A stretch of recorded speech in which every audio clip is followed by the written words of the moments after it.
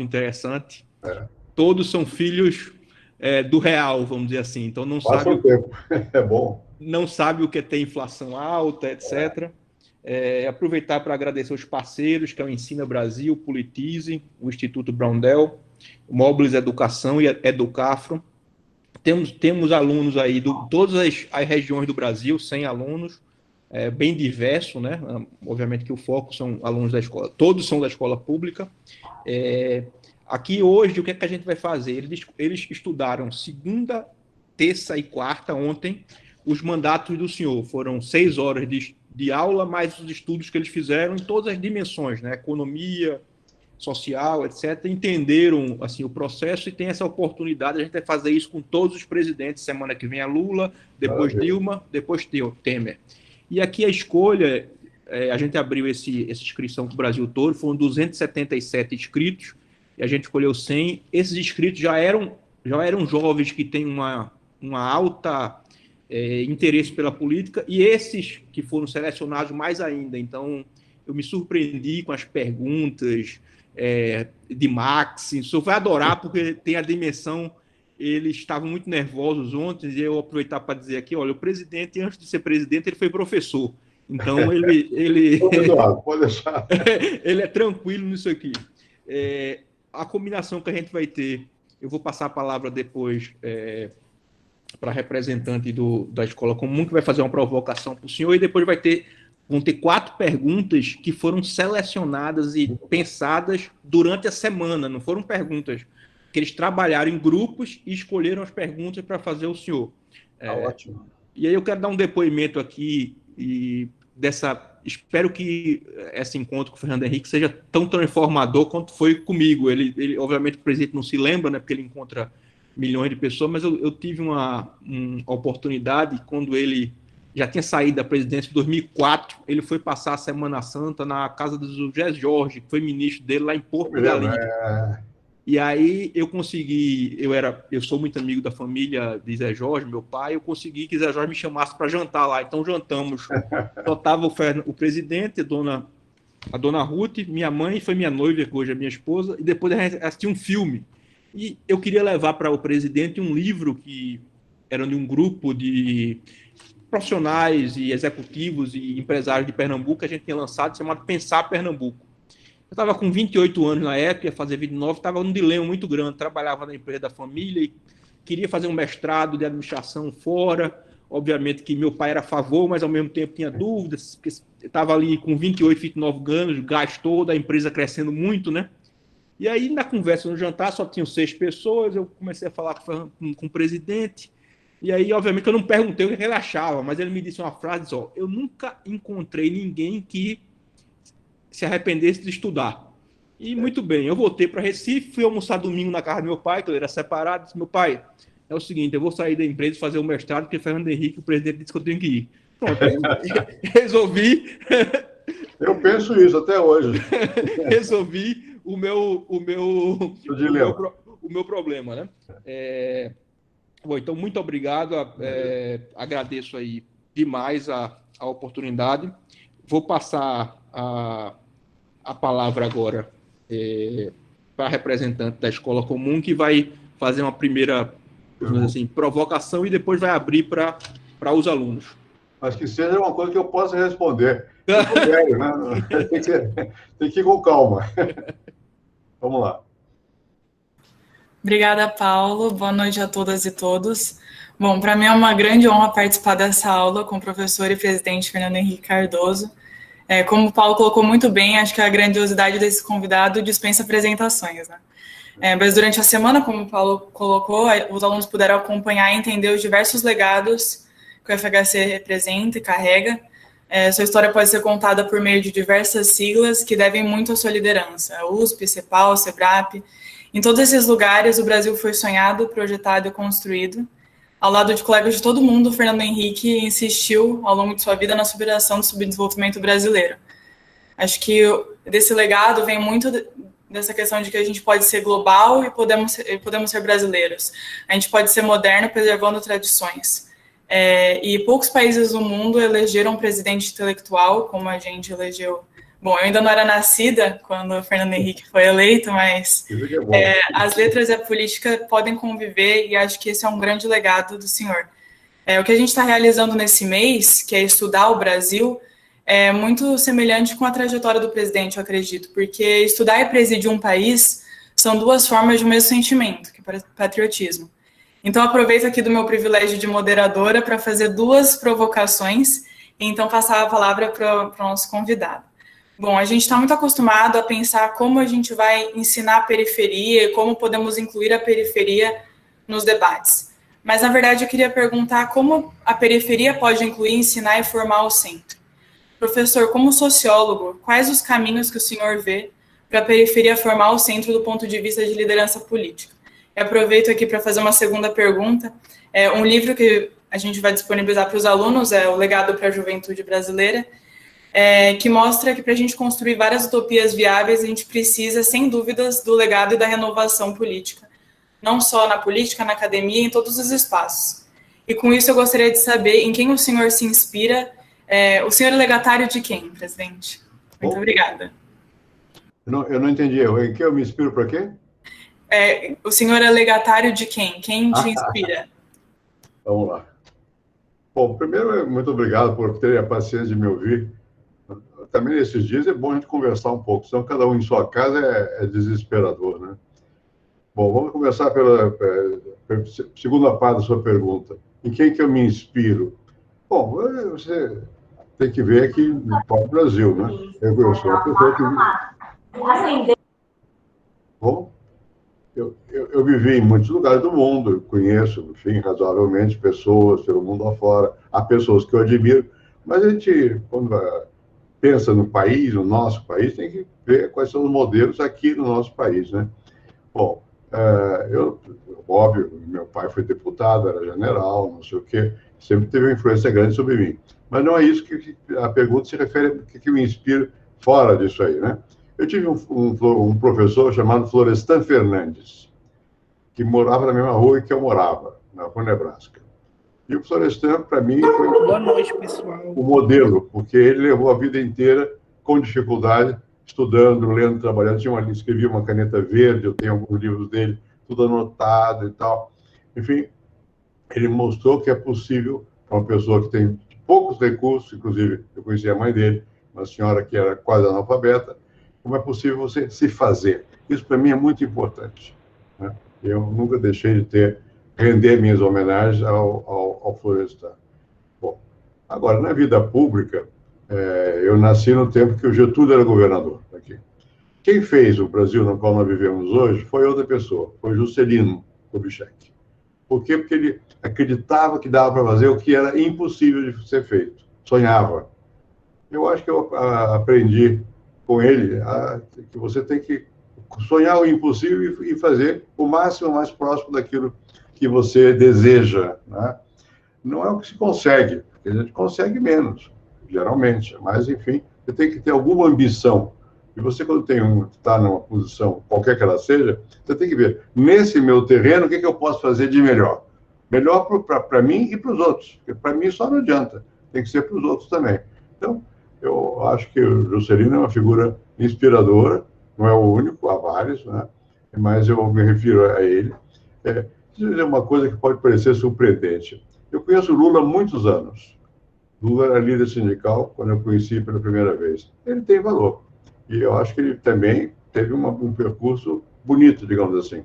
Ele dificilmente dirá uma palavra bonita a meu respeito, porque o Lula é mais conflitivo do que eu sou. Mas nessa altura da vida, eu acho que ele também fez coisas. Então, eu citei o Juscelino, citei o Lula, citei o Getúlio. Porque são pessoas que marcaram a vida brasileira. Gostemos ou não gostemos, no caso, eu me dei bem com o Getúlio. Eu era criança, depois já adulto, mas não tinha participação. O Juscelino abriu os olhos do Brasil para o mundo. E o Lula fez muita coisa pela sua gente, o povo brasileiro. Eu acho que isso é importante, independentemente de partido, de posição política, você ter rixa aqui e ali, ter competido ou não. Chega uma certa altura da vida, tem que dar um balanço na sua própria vida e na vida dos outros. Então, você pode dizer com liberdade, com franqueza, pouco se interessando saber se isso agrada ou desagrada a esse ou aquele, é o que eu penso. Você tinha outra pergunta, qual era mesmo? A outra pergunta é com relação a como a gente pode não falar que a gente está formando as periferias, mas quais são os legados que a periferia tem para o centro também, né? Uhum. Acho que nessa questão da formação, mas muito mais da troca. E só para lembrar que esse início, para o senhor falar por 15 minutos, que eu esqueci de falar outra vez. Obrigada. Não, é uma questão de periferia. Quando eu era estudante, era mais jovem, por consequência, entrei na USP, eu tinha 17 anos. E logo, quando eu era estudante, comecei a trabalhar numa pesquisa sobre negros no Brasil. Então, eu ia aqui em São Paulo, não havia tanto favela como no Rio. Eu nasci no Rio favela. Mas aqui em São Paulo, eu conhecia era casa de cômodo, né?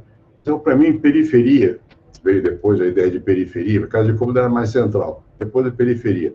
Eu conheço daqui até o Rio Grande do Sul, incluindo uma parte do Rio, quase todas, porque eu andava por aí. Nunca tive essa sensação de que qualquer pessoa vive na periferia é periférica à sociedade. Não tenho essa sensação, né? Da minha experiência de vida não foi assim. E não só de vida, como também de estudioso. Não é assim. Então, para mim, eu acho que sempre foi muito importante você ter contato com o povo. E o povo mora onde? Não mora onde eu moro. Mora na periferia. Por isso é diferente? Não, depende de você. Tem gente boa, tem gente que tem ideias, gente que ajuda, gente que não. Tem todo tipo de gente, como tem em toda parte, né? Mas se você quiser olhar para o conjunto do Brasil, você tem que olhar para a periferia, para o subúrbio, para as cidades pequenas, para as casas de cômodo. Não dá para você pensar que todo mundo está bem, porque não está. Isso é uma consciência que tem que se formar. Não é que você não decorre da minha experiência como família, como pessoa, decorre do meu conhecimento da vida, né? Agora, então, eu não tenho problema. Eu me lembro quantas vezes no Rio mesmo, eu tinha um pouco mais de medo das favelas do Rio, diziam que eram perigosas. Não era. Você entra, está em casa. Depende do jeito que você fala. Se você vai já com medo, não dá. Tem que ir com naturalidade, né? E tem uma coisa, as casas de cômodo. Quantas eu andei no Brasil quando eu fazia pesquisa sobre negro no Brasil, mas agora, independentemente disso, né, quantas pessoas de bem moram em condições precárias porque não tem dinheiro? A culpa é de não ter dinheiro, não é delas, é da sociedade que não propiciou condições para viver. Eu acho que a gente não deve guardar preconceito, sobretudo preconceito de classe, né? Você tem classe, fazer o quê? Você nasce em classe, não sei o quê e tal. Mas eu acho que você tem que lutar contra o preconceito. E não é você lutar da boca para fora, escrevendo que só não. É vivendo, né? Tendo contato, vivendo. Eu acho que quem não é capaz disso não faz nem ciência social e nem política. Porque os políticos, eu me lembro quando eu era presidente, andava lá de carro, naturalmente, e o motorista via povo e fugia. Mas que é isso? Não, o político gosta de povo, gente. Quem tinha medo era o motorista que achava que o presidente, não por ele, mas por mim, achava que eu ia ter receio. Eu não tenho receio. Você tem que entrar em contato, senão você não entende a vida, né? É isso que eu acho.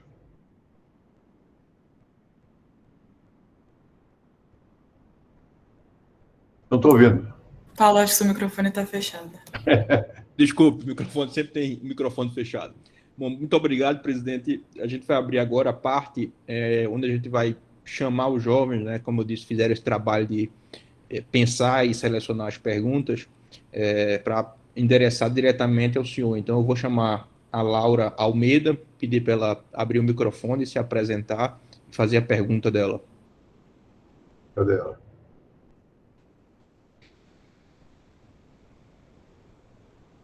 Aqui não apareceu ainda.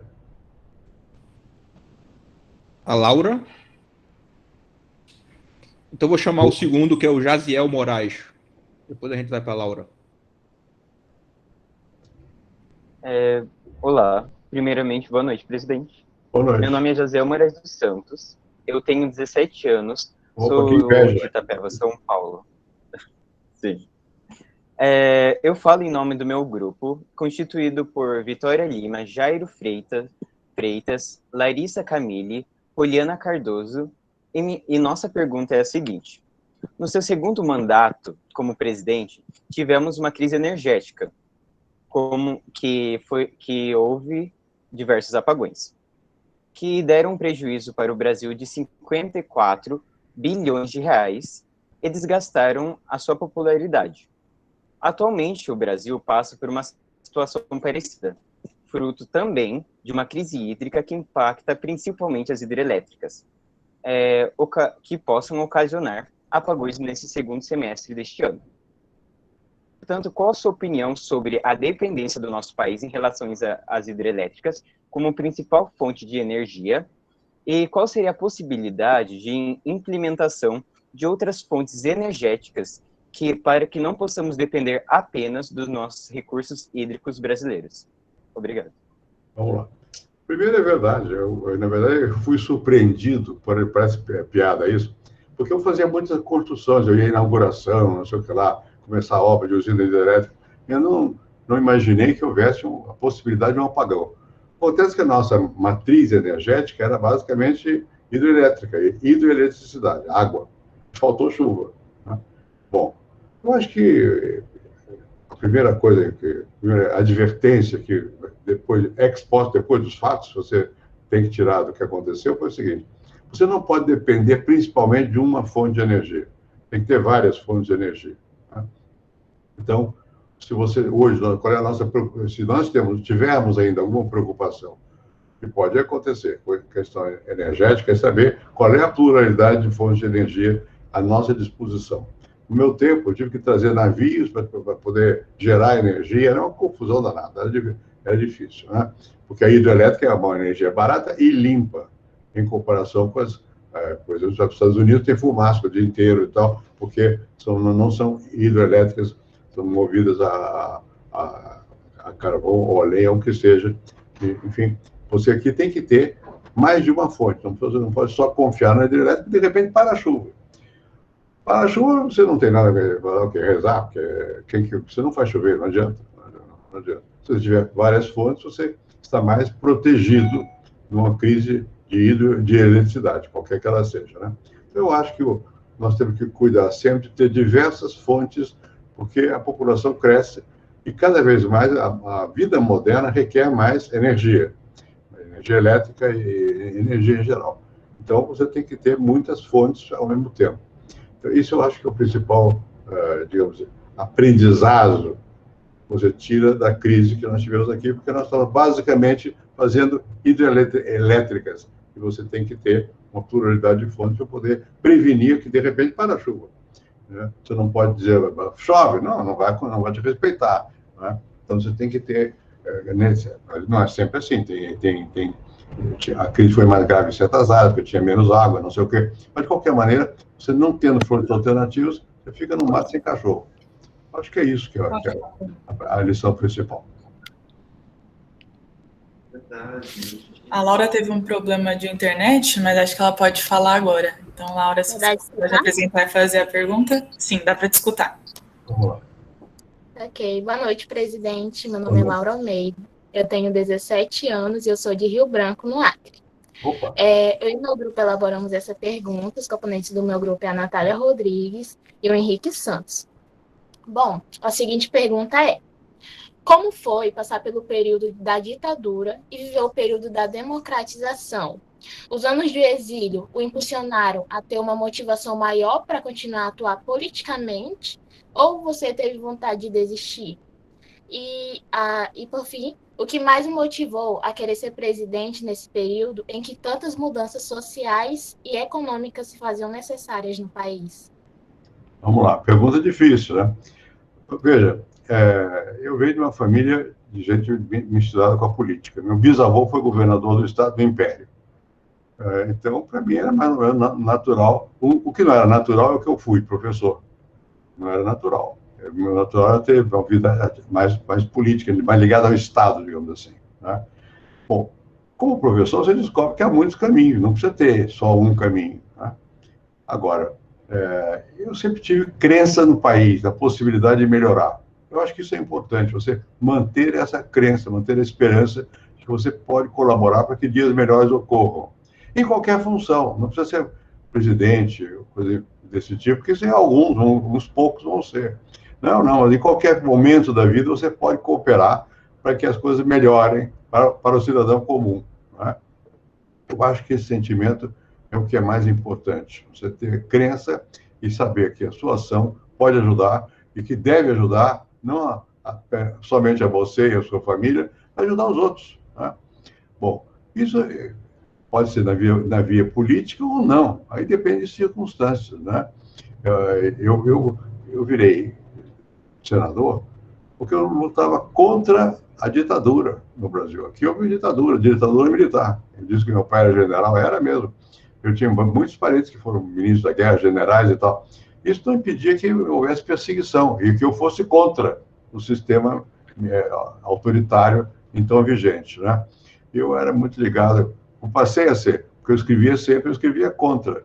E tinha uma revista chamada Fundamentos, que era de um amigo meu, um jornal chamado Fernando Gasparian, que era ele era empresário têxtil, mas ele era muito irrequieto e fez um jornal, e abriu o jornal para ser um jornal de oposição. Eu escrevia lá, né, papel da oposição, opção de coisas desse tipo assim, até que um dia o chefe das oposições no Brasil, nessa época, chamava-se Ulisses Guimarães. E o Ulisses me chamou, nós me lembro como nos encontramos, e ele tinha lido, ele e um outro chamado Pacheco Chaves, tinha lido algumas coisas que eu tinha escrito. Então, por isso que eu acabei ingressando na política, né, no começo, para perder, para ser candidato ao Senado, junto, havia sublegenda, se chamava. Quem ia ganhar era o Montoro, que era uma pessoa importante, que eu admirava também, mas eu ajudei, na verdade, eu tive 1 milhão e pouco de votos, ele teve 3. Somando, nós ganhamos. Ou mais, tem mais de 3, eu creio. Somando, nós ganhamos a eleição do nosso adversário. Era MDB contra a Arena. Quer dizer, os que queriam abertura contra os que eram favoráveis ao governo. Eu era contra o governo. Né? Então, foi dessa maneira que eu entrei na vida política. Eu acho que alguns, depende das circunstâncias, alguns não precisa ser político para você ajudar o Brasil a ir para frente. Às vezes você pode ser, depende das circunstâncias. No meu caso, foi essas circunstâncias que eu contei. Fechado tudo, eu era contra, escrevia num jornalzinho que era de oposição, e foi a engrenagem da vida política me pegou. Eu confesso a vocês que no começo eu tinha muita dificuldade. Por exemplo, falar em comício, eu estava acostumado a dar aula. Na aula você tem superioridade sobre o aluno necessariamente. Você é mais velho, o aluno está sentado, você está num patamar mais elevado e tal. Eu tinha experiência no Brasil e fora do Brasil. Enfim, agora, quando você vai para um comício, não é assim, não. Tem um aviãozinho que te joga na cara, tem gente que grita ao mesmo tempo, você tem que falar com entusiasmo. Enfim, é outro mundo, né? Requer um certo aprendizado. Tudo na vida requer um certo aprendizado. Então, para mim, foi importante ter também esse aprendizado. E você tem que ter uma relativa humildade. Falar em humildade, as pessoas acham que eu sou vaidoso, orgulhoso, não sei o quê. Tudo isso é bobagem. Eu acho que você tem que ter uma relativa humildade, tem que tentar aprender com os outros. Né?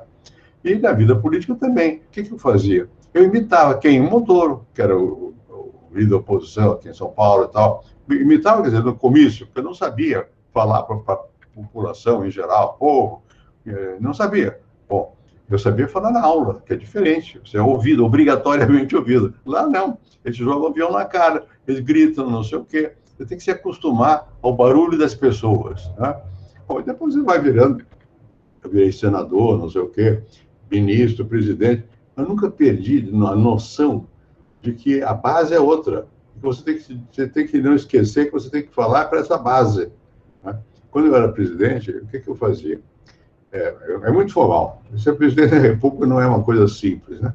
E tem muito salamalex, muita formalidade.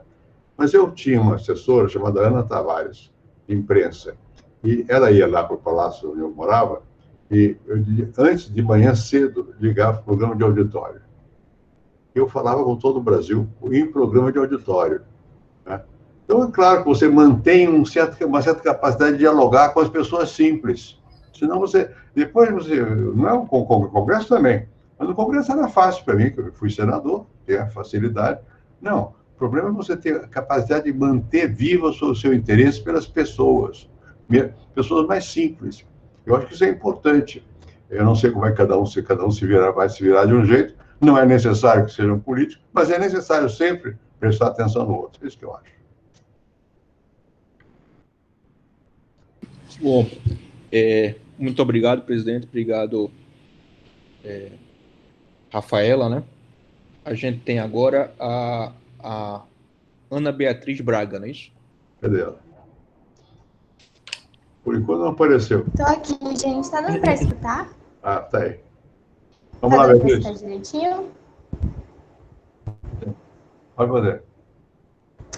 Então, boa noite, né, primeiramente. Boa noite. É um prazer e uma honra, né, ter a presença do senhor aqui. Eu me chamo Ana Beatriz Braga, sou de Fortaleza, Ceará.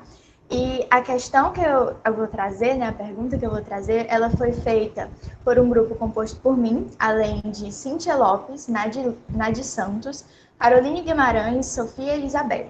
Então, partindo agora para a pergunta.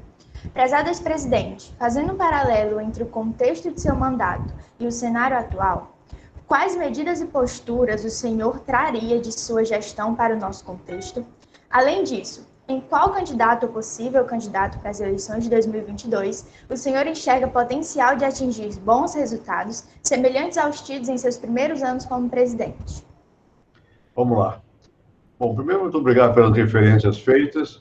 A essa altura da vida eu fico feliz, mas não, eu acho que o importante são vocês, não eu. Né? Por quê? Porque vocês são jovens. Então, vão ter a oportunidade de votar muitas vezes e vão ter influência no Brasil. O Brasil precisa de gente jovem que realmente sacuda o coreto e tal. Agora, eu acho que você é muito cedo para saber em quem é que nós vamos votar. Cada um vai votar em quem quiser, é claro. Aqui tem primeiros sintomas que você tem liberdade. Você pode escolher. Você é responsável pela sua escolha. Não adianta depois você se queixar. Você votou, você escolheu. Vai ter que escolher de novo, né? Bom, o resultado vai ter que ser respeitado. Nós vamos criando uma tradição de respeito, etc., etc., à opinião dos eleitores. Isso que eu acho que é importante. Não é tanto importante saber qual é a minha opinião. Eu vou dar a opinião, não tenho dúvida que não agora, porque ainda não está claro ainda quem serão os candidatos, né? Eu vou dizer com sinceridade, eu não votei no atual presidente. Bom, e é claro que eu sou presidente de honra de um partido, mas presidente de honra, não estou no dia a dia da vida do partidária e tal. Claro, se tiver um bom candidato, eu prefiro ter uma pessoa mais próxima, mas no caso meu, cada um de vocês não tem que escolher por proximidade, mas tem que escolher em função do que vocês acreditam que vai fazer, que é beneficioso para vocês e para o povo brasileiro. Bom, eu acho que ainda não está claro quem serão os candidatos. Há pretensões da candidatura a vários, né? E claro que quem dispõe de poder na mão tem mais alguma chance de aparecer para a opinião pública.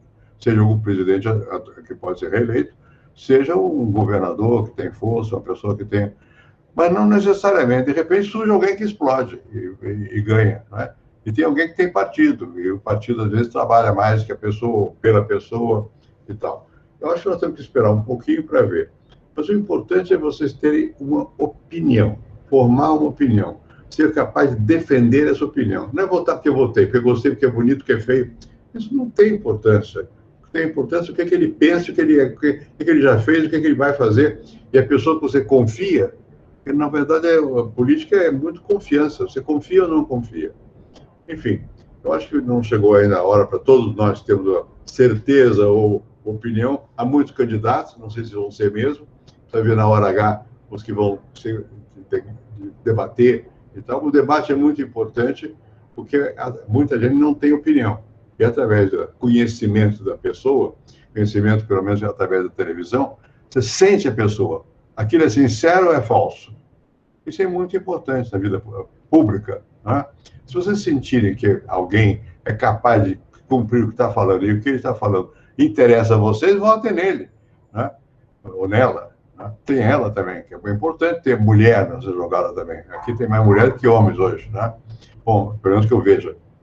É importante, quer dizer, questão de gênero. No meu tempo, se colocava menos. Agora se coloca com muita força isso. E o fato de ser jovem não é negativo mais. Né? Ao contrário, é um dado que pode ser positivo. Depende do jovem também. Depende do homem ou da mulher. Pode ser homem, pode ser mulher, pode ser não ser nada disso. Você vota, você é capaz de despertar em cada um de nós, a nossa cabeça e o nosso coração, um sentimento favorável e uma compreensão razoável do que ele se propõe a fazer, você acha que ele é sincero ou ela é sincera, pode botar neles. Eu acho que é isso. Queira eu queira ou não queira, vai ser assim. Com mais consciência ou com menos consciência. Quanto mais consciência as pessoas tiverem, eu acho que é melhor.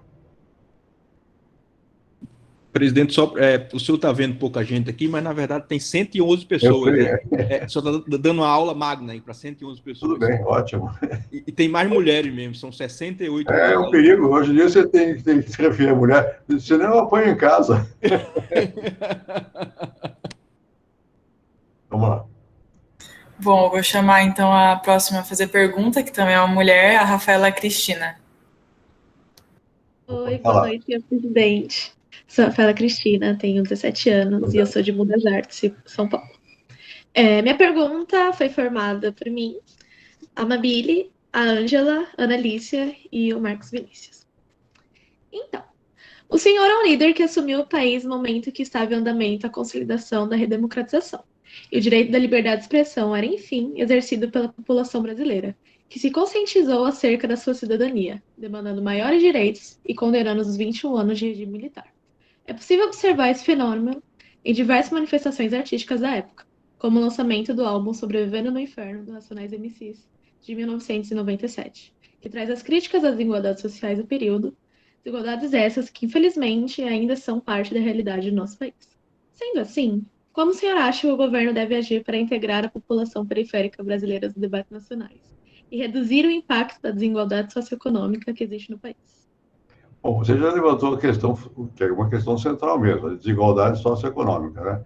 Bom, então você tem que, se esse é o seu ponto de vista, é meu também. Eu acho que tem que olhar para alguém que seja capaz de diminuir essa desigualdade.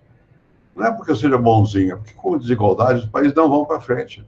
Tem uma massa pesada que não funciona, tem que ser integrativo, tem que ser gente que seja capaz de abrir o espaço para o outro, né?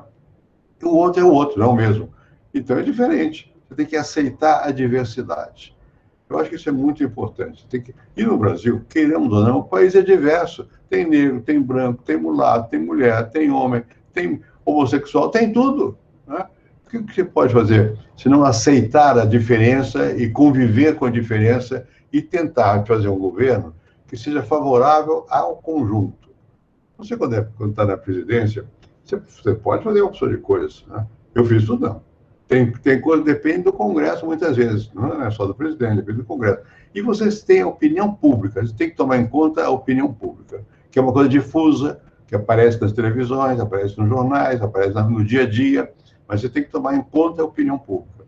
E você tem que processar isso de modo que seja aceitável pelo Congresso, portanto, pelos partidos, pelas pessoas, pelos líderes políticos.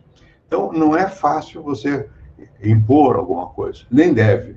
Você deve expressar um sentimento que você colhe com um sentimento favorável. A maioria colhe aonde? Na própria maioria, né? Isso é um problema. Muitos, eu fico muito pensando que eles são donos da bola. Ninguém é dono da bola. Ninguém. Você tem, e num sistema, quanto mais democrático o sistema, menos tem dono da bola, né? E você tem que procurar entender, não é fácil, entender esse Brasil. Conhecer o Brasil para começar, que é difícil. É um país grande, diferenciado. Eu conheço razoavelmente o Brasil. Eu vivi, nasci no Rio, morei em São Paulo e andei pelo Brasil e pelo mundo, mas mais pelo Brasil, bastante, né? Minha mãe era do Amazonas, meu pai do Paraná. Então, eu tenho uma certa noção dessa diversidade, né? Eu acho que isso é muito importante para a vida do país e para a vida do político também. Quando o político é só local, não dá certo. Porque ele não vai falar, ele não pode dar certo para ser vereador, para ser prefeito e tal, mas se ele quiser ser mais do que isso, ele tem que conhecer os outros. Política não se faz só para os iguais, mas para os diferentes também, né? Então, esse eu acho que é o dilema da vida política do Brasil e do mundo. Você tem que conhecer e tem que ter uma expressão que represente um conjunto importante de pessoas. Porque você só ganha eleição se você representar a maioria naquele momento. E também tem que ter consciência que é daquele momento. E também eu acho que é importante ter uma certa noção do seu momento na vida. Não há sempre que nem você está aberto para sentir os outros, nem os outros muito menos para te sentir. Não adianta. Passou, vai para outro brinquedo. né? Eu fui 2 vezes presidente, eu sei, mas não quis mais. Não é que eu não tenho interesse pela política, eu sou de um partido, eu falo de vez em quando e tal, escrevo, não escrevo em termos de partido, não escrevo o que eu penso, mas eu escrevo, não sei o quê, tomo em consideração os outros, mas você tem que ter, de inventar o seu brinquedo de acordo com aquele momento. Não adianta, imagina se eu resolvesse agora ser candidato. Foi de propósito, eu não tenho mais idade para isso, né? Nem energia, não ia ter resultado. Vou sofrer por causa disso? Não, porque eu me acomodei a outras situações de vida. Eu acho que é muito importante tirar o máximo que você puder daquele momento da sua vida. Quando você é candidato, se joga. Você quer ganhar, claro. Pode ganhar, pode perder. Se perder, se conforme. Eu perdi 2 vezes, para o Jânio Quadros uma vez. Aqui, a presidente da República, não perdi uma vez. Para o Jânio. Pô, fiquei chateado, claro. Eu ia ganhar, não ia. Eu sabia que não ia, né? Mas claro que chateia. Você fica meio aborrecido. Mas passa. E se você tiver capacidade de se refazer, o importante na vida é você se refazer, fazer outra vez, e de acordo com o seu momento, não sei o quê. Então, acho que é isso que a gente tem que tentar se acostumar. A vida é assim. Obrigado. Agora a gente tem a última pergunta de alunos, que é da Ana Carolina, também uma mulher. Foi 5-1. Carol? Oi, tá dando para me ouvir bem? Estou ouvindo. Boa noite a todos. Boa noite a Estou fazendo um resto. Eu vou tentar arrumar aqui, calma aí.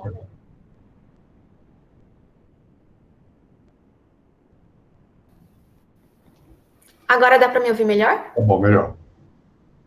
Boa noite a todos, boa noite, senhor presidente. Meu nome é Ana Carolina Pereira Cooper, eu tenho 17 anos, moro no interior de São Paulo, Itapeva, e a minha pergunta seria o seguinte: no ano de 1998 foi quando atingiu o menor índice de inflação na história do Brasil. Eu gostaria de saber se seria possível voltar a ter esse índice baixo, essa porcentagem baixa, nas condições atuais do nosso país. Se sim, como seria possível atingir de novo essa porcentagem? Vamos lá. Primeiro, eu não sei, eu acho que a inflação atual não chega a ser dramática como foi no meu tempo. Quando eu era ministro da Fazenda, era galopante. Quer dizer, aumentava 30%, 40% ao mês. É uma tragédia, né? Bom, hoje não é um problema que afete tanto quanto afetava naquela época. É preciso sempre olhar a inflação. O que significa? Por que tem inflação?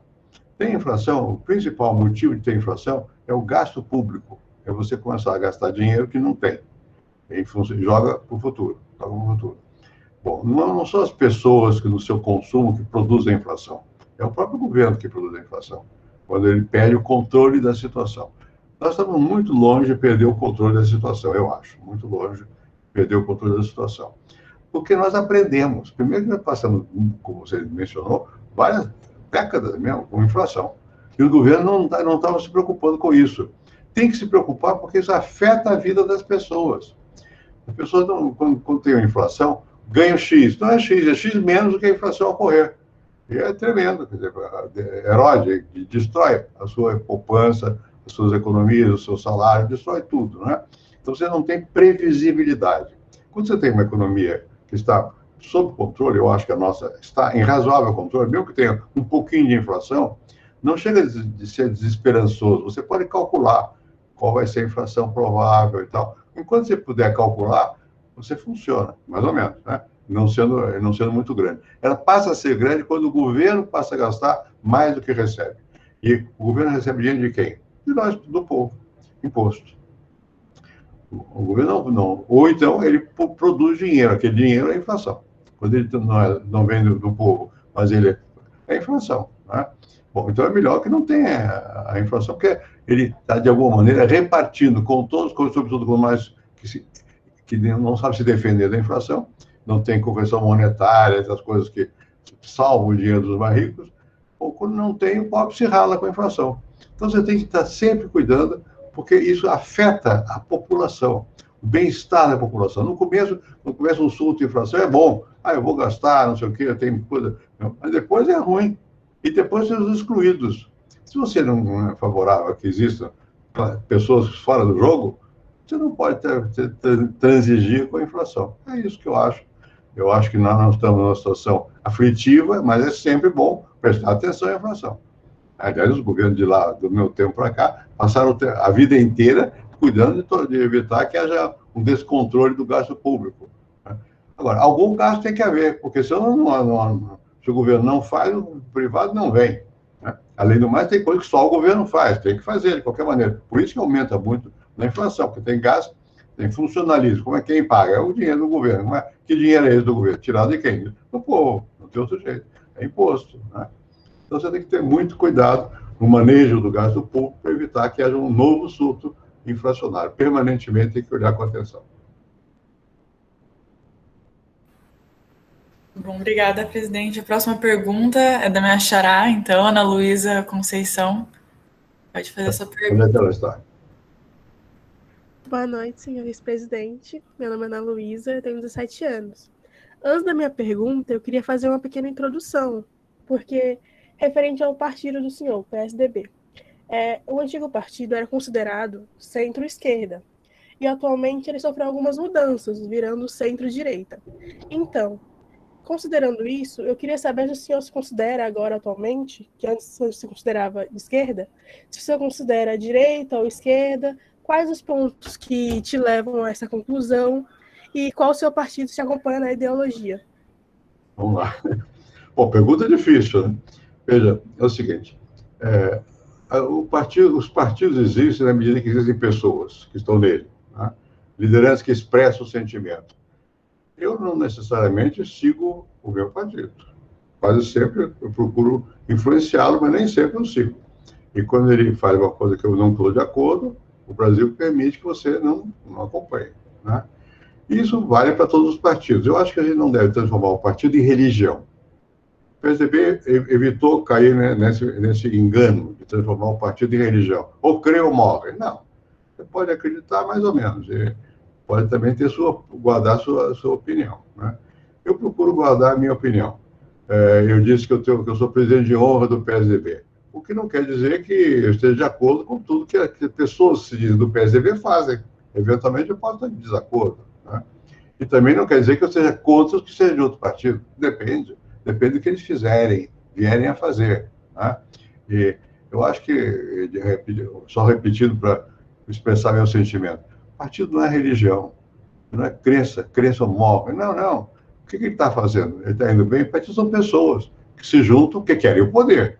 Senão não tem por que se juntar. Querem o poder para si ou querem o poder para fazer alguma coisa? Que coisa? Está de acordo com o que querem? Ou eles só querem o poder pelo poder? Se querem o poder pelo poder, tchau e bênção. Não é comigo, né?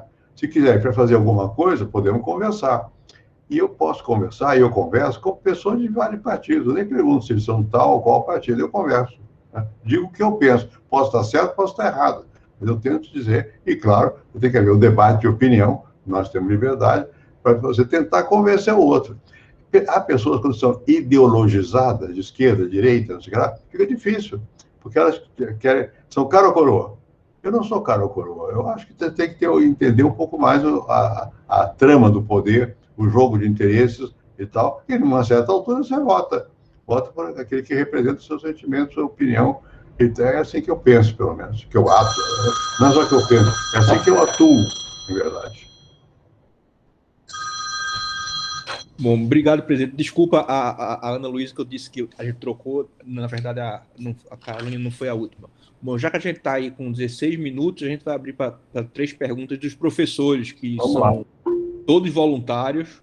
É bom destacar isso. Chamando o primeiro, que conduziu essa semana de estudo do senhor, é o João Vilaverde. Vamos ver. Obrigado, Paulo. Oi, presidente, tudo bem? Comigo, sim. Ótimo. Oi, pessoal, bom revê-los. Presidente, a gente trabalhou na segunda-feira, a gente fez uma conversa bem boa, muito leve, do real, quando o senhor começou ministro da Fazenda, até o finalzinho do segundo mandato. Inclusive, um ponto de apoio foi um texto que o pessoal, meu xará aqui da Escola Comum, mandou hoje para a turma, um texto que eu escrevi com o Felipe Salto para o Poder 360 dias atrás. E a minha pergunta é a seguinte: tem uma coisa que era entre as várias coisas terríveis do governo militar, uma coisa era aquela coisa do susto, decreto presidencial que mudava a vida do país, os costumes, o cotidiano. De repente você acordava, o Congresso estava fechado, o Supremo estava em recesso forçado, e decreto atrás de decreto. Mas desde o Ministério da Fazenda do presidente Itamar, com o real, o senhor subverteu isso e começou a anunciar para a população o tempo todo, passo a passo do que viria. As pessoas podiam gostar ou não, mas elas estavam informadas, não tinha mais susto.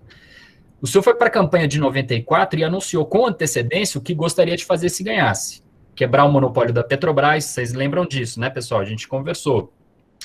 Fazer uma reforma da Previdência, essa por um voto não deu certo. Fazer a reforma do Estado ali com o Bresser, quer dizer, isso tudo foi anunciado com antecedência. E assim foi também no segundo mandato.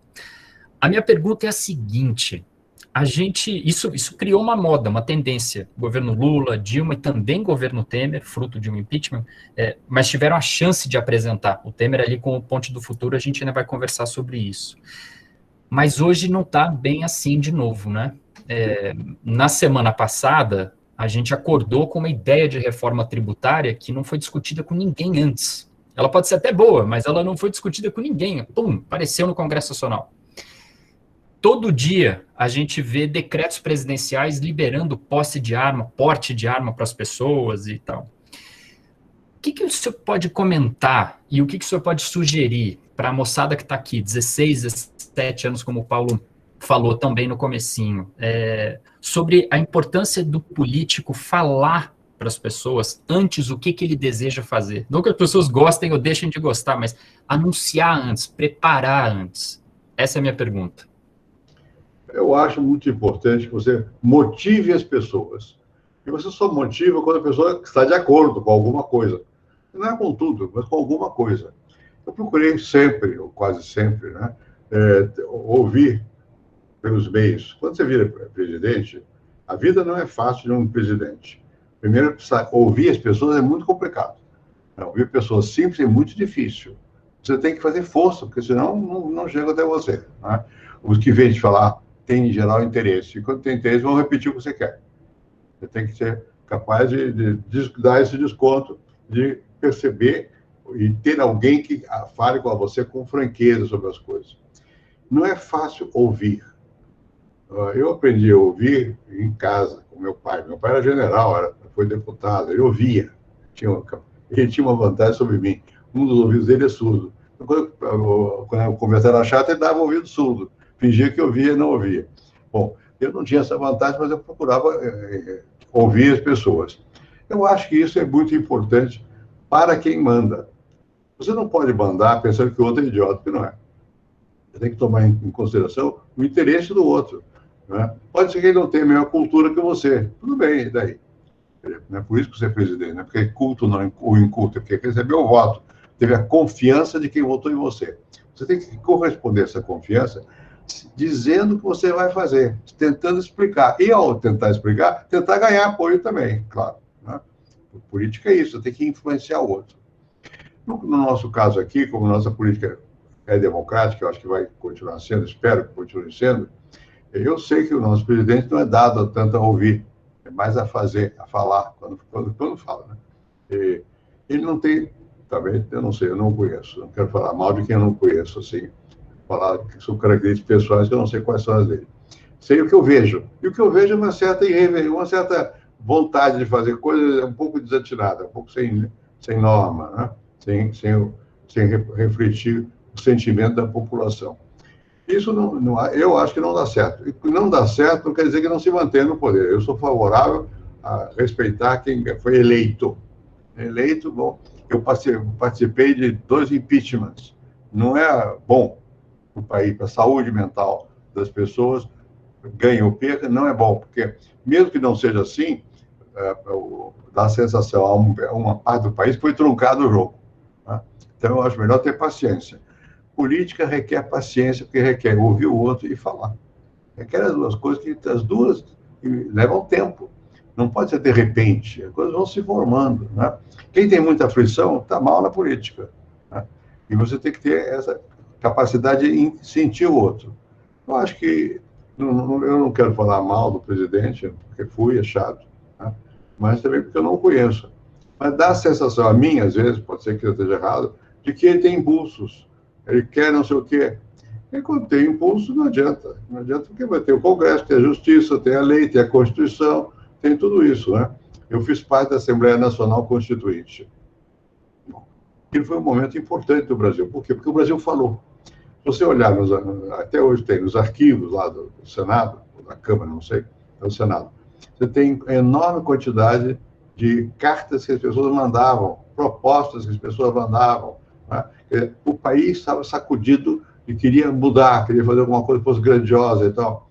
Isso ficou muito entranhado em mim. Você, quando é presidente, você tem que dar espaço para o outro falar. E eu, dar espaço para o outro, não é fácil, porque eu falo muito. Mas você tem que calar a boca e ouvir o outro, com paciência, né? Eu ouço também. Né? Se você não for capaz disso, não vai governar bem. E é muito difícil, tem que quebrar aquela barreira que se coloca entre você e a população, que você é presidente, já fica, parece que é intocável. Eu até hoje ressinto disso, as pessoas pensam que eu sou não sei o quê, porque eu escrevi livro, que eu falo língua, não sei o quê, porque fui presidente. Eu não sou assim. Eu ando na rua sozinho, né? Eu tenho segurança pela lei, mas eu não ando com segurança frequentemente, às vezes ando. Eu vou a um lugar mais agitado, eu vou com segurança. Senão, não. Eu vou sozinho, eu ando, procuro conversar. Às vezes me reconhece, às vezes não. Eu não me incomodo com isso. Não me incomodo. Eu acho que é importante você não perder a capacidade de ser humano, entender o outro enquanto pessoa. E, ao mesmo tempo, saber que tem lei, tem Constituição, tem regra, tem que respeitar. Esse que é o jogo do exercício da presidência. Fazer as duas coisas simultaneamente. Não é fácil, não é para qualquer um, mas é para muitos, pode ser. Você pode se candidatar que eu voto. Se eu estiver de acordo com suas ideias, pode ter meu voto, vamos ver. É candidato, né? Bom, a próxima pergunta, então, é do professor também, Vitor Manuel. Boa noite, presidente. Primeiro, cumprimentá-lo pela linda aula aqui que está nos proporcionando. Dizer que eu sou muito fã do presidente Fernando Henrique pelo caráter democrático, né, que ele é. O presidente Fernando Henrique é um defensor obstinado do Estado Democrático de Direito, e nisso a gente concorda, apesar de algumas discordâncias no campo político e no campo econômico, muitas das vezes, né. Presidente, eu tive a responsabilidade, digamos assim, de fazer um briefing do seu governo, especialmente das políticas sociais, e as perguntas que eu vou fazer é para dar mais um reforço aos alunos, para a fixação mesmo da época, do histórico do que se passou naquela época. E uma pergunta mais atual, né, comparando o seu governo com o governo atual num aspecto específico. A primeira pergunta, que a gente já comentou, o João também, é como é que surgiu o tripé macroeconômico na época, e se, a partir dessas discussões dos monetaristas com os desenvolvimentistas, ainda há espaço para a gente continuar ainda falando do tripé macroeconômico, ou se a gente deve mudar, né, para um projeto nacional de desenvolvimento, de reindustrialização do Brasil, etc, etc. Então, essa é uma pergunta no campo econômico. No campo social, eu gostaria de saber qual foi o impacto, apesar do massacre de Eldorado dos Carajás, dos Sem Terra, na época, lá no Pará, ter sido da Polícia Estadual, qual o impacto esse teve no seu governo em relação à percepção da necessidade da reforma agrária.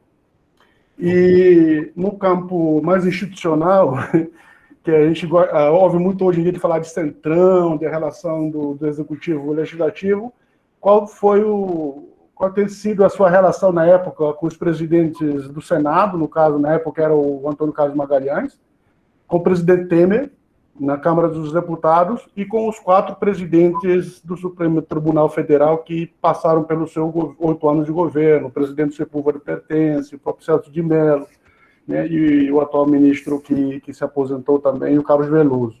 Então, essa é mais uma pergunta no campo institucional, né, se o presidente puder falar deles, eu agradeço mais uma vez ao presidente a oportunidade. Vamos lá.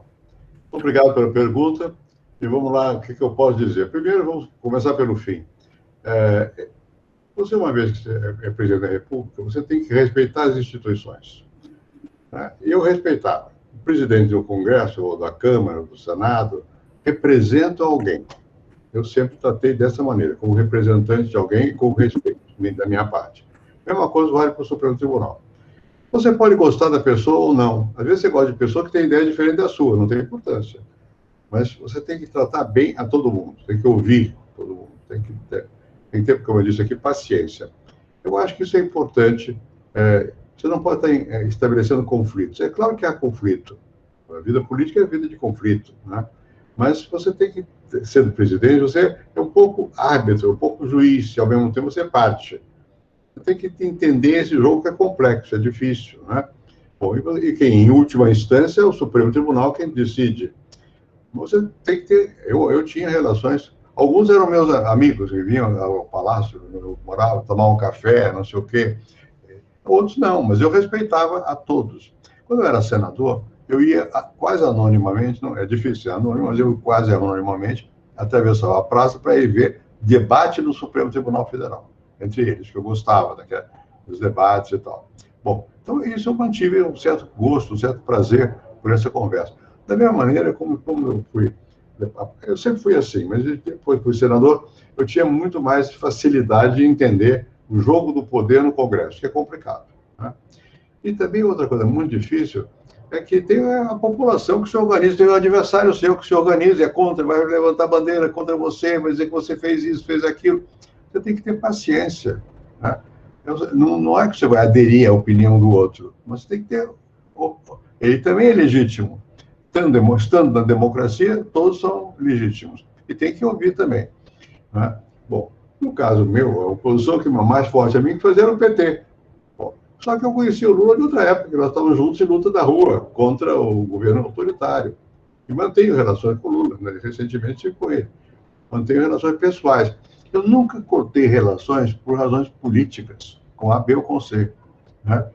Porque eu acho que está errado. Não é porque seja bonzinho, além de meu temperamento é afável, eu gosto do outro, ou da outra, mais da outra que do outro, mas enfim, eu gosto. Então, mas além disso, você institucionalmente tem que manter, né? É difícil, né? E quando você fica pensando que você manda no país, está perdido. Está perdido, porque o país é muito complicado, tem que conhecer a realidade tal como ela é e tal. E quando você tem que chegar à presidência com um certo capital, porque senão vai desgastar mesmo lá.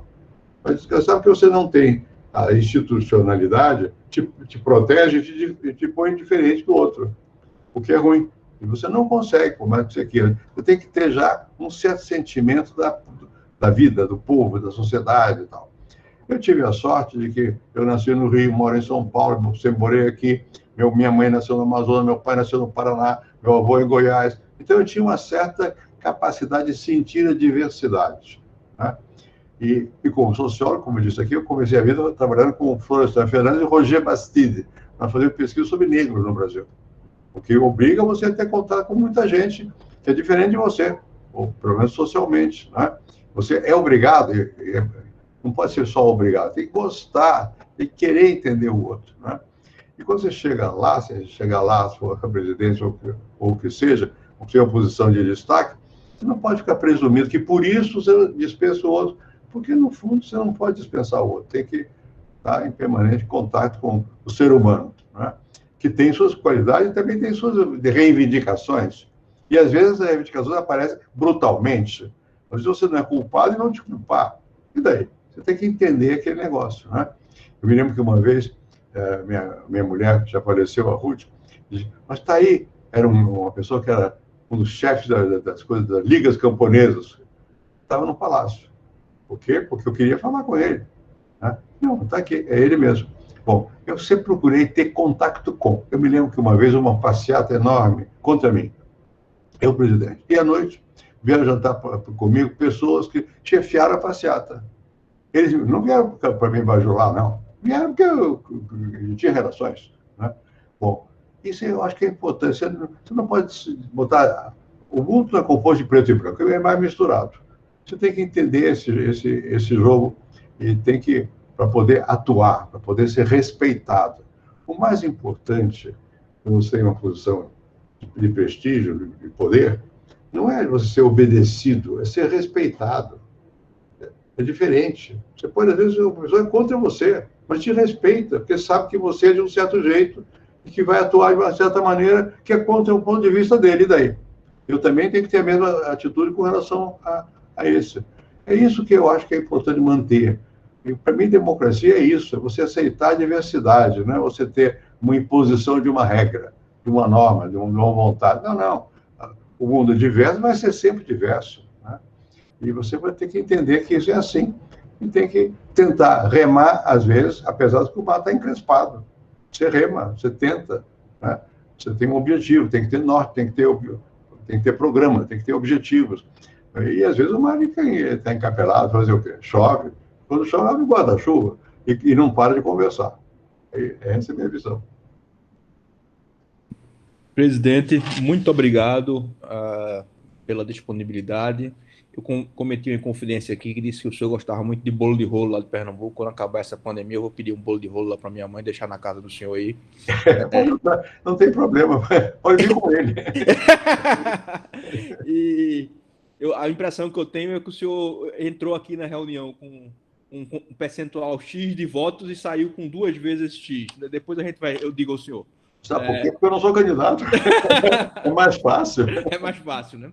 Então, pedindo para encerrar, qual é que mensagem o senhor daria para esses jovens que pensam em entrar na política, esses 100 jovens potenciais políticos? Qual é a mensagem que o senhor dá para eles? Primeiro que, se puderem entrar, entrem. Vale a pena. A minha experiência não foi negativa no sentido da vida política. Segundo, é preciso confiar. Confiar em quem? No Brasil. Confiar no povo. E eu falei uma palavra que eu uso com certa frequência. Você, dependendo da posição que você tem, você se relaciona com outros povos. Você sabe que tem que se relacionar, e é bom relacionar, se eu vivi em 3 ou 4 países, muito bem. Mas você, quando é presidente, você representa um povo, foi eleito por um povo. Qual é o interesse desse povo? Então você tem que, em quaisquer circunstâncias, tem que ser fiel ao mandato que recebeu. A expressão mandato explica bem isso. Você é mandatário do povo para cumprir um programa. Não é porque fazer o que você quer lá em cima. É para fazer aquilo pelo qual você se bateu durante a campanha. Por isso que eu, o tempo todo, tentava explicitar, para ter apoio, porque sem apoio, não é o que você faça. Pode fazer, pode constranger, pode fazer. Você tem força para isso. Você não dura muito tempo na memória das pessoas, nem vai ter voto. O voto precisa você ter uma certa fidelidade às ideias, bastante, e ao povo. Na medida em que o povo te apoia, você retribui agindo de uma maneira que você propôs. É isso que eu acho. Muito obrigado pela paciência de ter escutado um ex-político. Muito obrigado, presidente, e vida longa ao senhor. Muito obrigado. Isso é bom, tomara. Um abraço. Boa sorte aí para todos. Tchau.